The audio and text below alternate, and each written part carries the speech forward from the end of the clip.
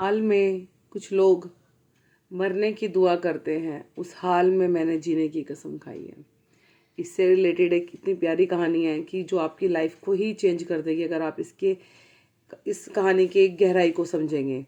कि एक पर्सन हुआ करते थे जो कि अपनी लाइफ में हर चीज़ थी उनके पास, बीवी थी, बच्चे थे, बच्चे अच्छे स्कूल में पढ़ रहे थे, खुद भी अच्छी जॉब कर रहे थे, लेकिन कहीं ना कहीं वो एक तनाव में आते जा रहे थे, डिप्रेस हुए जा रहे थे कि बच्चों के लिए लोन लिया है वो कैसे होगा, जॉब में इंक्रीमेंट नहीं हो रहा वो चीज़ कैसे पॉसिबल होगी, वाइफ के साथ भी हर तीसरे दिन छोटी मोटी खटपट हो जाती है। ये छोटी छोटी चीज़ों को लेकर वो काफ़ी डिप्रेस हो जा रहे थे। तो अब इतने में ही उनको किसी ने, एक जो उनके दोस्त थे, उन्होंने गाइड किया कि एक ज्योतिषी हैं जो एक काउंसलर भी हैं, आप उनसे मिलो, वो शायद आपकी कुछ मदद कर दें। तो उस दोस्त के कहने पे उस काउंसलर से मिला जो कि एक ज्योतिषी भी थे। तो उन्होंने, जो ज्योतिषी थे, उन्होंने उसकी आदमी की कुंडली देखी जो डिप्रेस थे। अब कुंडली देखी तो उसने बता दिया, भाई तुम्हारी कुंडली में तो सब कुछ सही है, सब बढ़िया है, कोई ऐसी दिक्कत दिख नहीं रही है। तो फिर बोलता है कि फिर क्या दिक्कत है जो मैं इतना ज़्यादा अंदर ही अंदर परेशान हुआ जा रहा हूँ और लाइफ में कुछ आगे कर नहीं पा रहा। तो उसने बोला कि ठीक है, मैं एक काम बताता हूँ, वो एक काम करना। 45 एज थी उसकी आदमी की।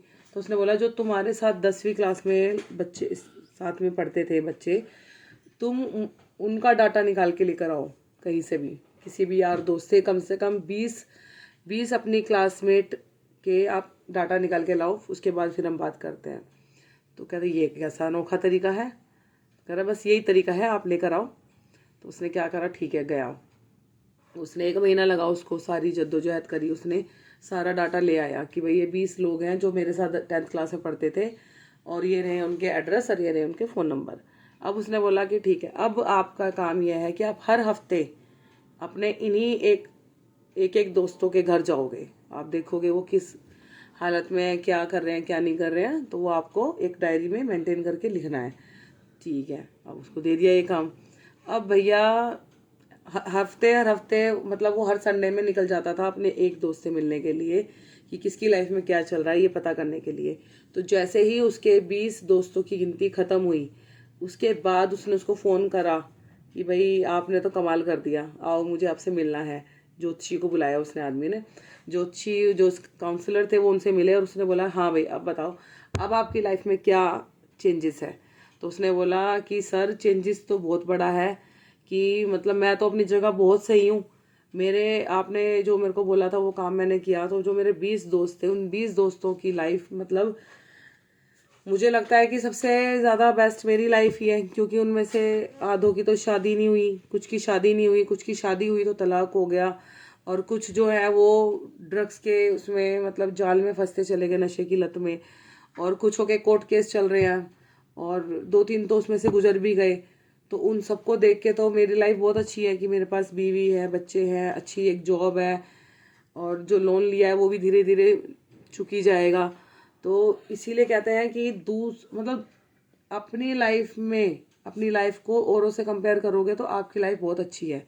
हमसे नीचे भी बहुत सारे लोग हैं जो जिनके पास 2 वक्त की रोटी भी नसीब नहीं होती, जिनको पढ़ाई नहीं मिलती, शिक्षा नहीं मिलती है, और फिर भी हम दुखी रहते हैं। क्यों हम अपने से ऊपर लोगों को देखते हैं। और मैं सच्ची बताऊं, बात रियलिटी यही है, अगर आप अपने से ऊपर वाले लोगों को देखकर जियोगे तो हमेशा दुखी रहोगे, और अपने से नीचे लोगों को देखोगे तो आप हमेशा खुश रहोगे कि आप जहाँ हो, जैसे हो, बहुत बढ़िया हो। जैसे आप मेरी लाइफ ही ले लो, सीधी सी बात है, मेरी लाइफ है, माई हस्बैंड इज़ नो मोर इन 2021 में कोरोना की वजह से हो गए, ठीक है चले गए।